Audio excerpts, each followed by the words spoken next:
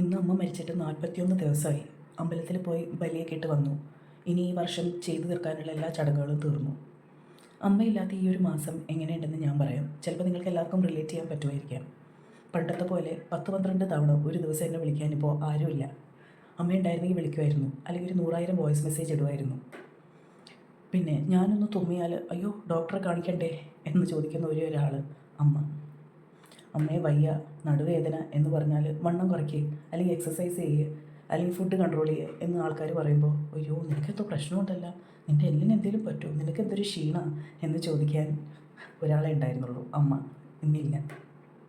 എൻ്റെ ഏത് ഡാൻസ് പെർഫോമൻസിന് മുമ്പും അതിൻ്റെ കോൺസെപ്റ്റ്, ഡ്രസ്സ്, മേക്കപ്പ് എല്ലാം നല്ല ക്രിട്ടിക്കലായിട്ട് നോക്കി അഭിപ്രായം പറയുന്ന ഒരാൾ അമ്മ. അമ്മയ്ക്ക് ഇതിനെക്കുറിച്ച് ഒരു നിലപാടുണ്ടായിരുന്നു, അതിൽ ഉറച്ചു നിൽക്കും. സീരിയലിനെ കുറിച്ചും ബിഗ് ബോസിനെ കുറിച്ചും ഇനി സംസാരിക്കാൻ ആരുമില്ല.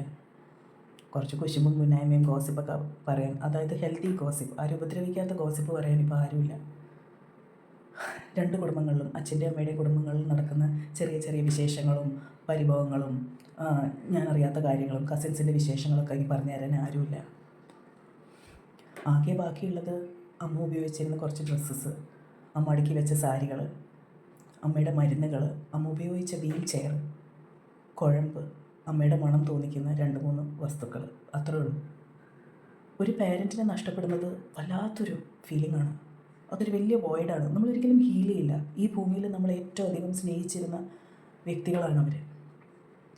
അതുകൊണ്ട് ഞാൻ പറയാണ്, ഞാൻ ആരെയും ബ്ലെയിം ചെയ്യുന്നില്ല. നമ്മളുടെ ഇപ്പോഴത്തേക്ക് സാഹചര്യം അനുസരിച്ച് നമുക്ക് ഫുൾ ടൈം പേരൻസിനെ നോക്കിയിരിക്കാൻ പറ്റില്ല. ജോലി, കുടുംബം, കുട്ടികൾ, അങ്ങനെ ഒരുപാട് കാര്യങ്ങളുണ്ട്.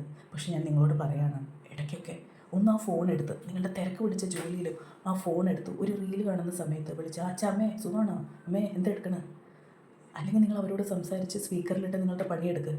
സീരിയലിനെ കുറിച്ചോ ബിഗ് ബോസിനെ കുറിച്ചോ പറഞ്ഞു തന്നെയും പിന്നെയും വാദമില്ലാതെ അവർ പറഞ്ഞുകൊണ്ടിരിക്കുമ്പോൾ അറ്റ്ലീസ്റ്റ് അപ്പുറത്ത് മക്കൾ കേൾക്കുന്നു എന്നൊരു തോന്നൽ അവർക്ക് ഉണ്ടാവുമല്ലോ.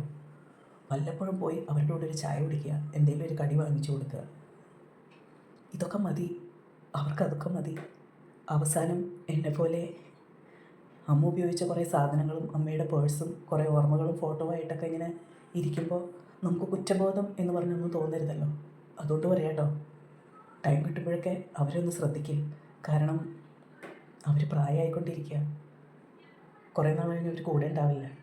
ഉള്ള സമയം അല്ലേ.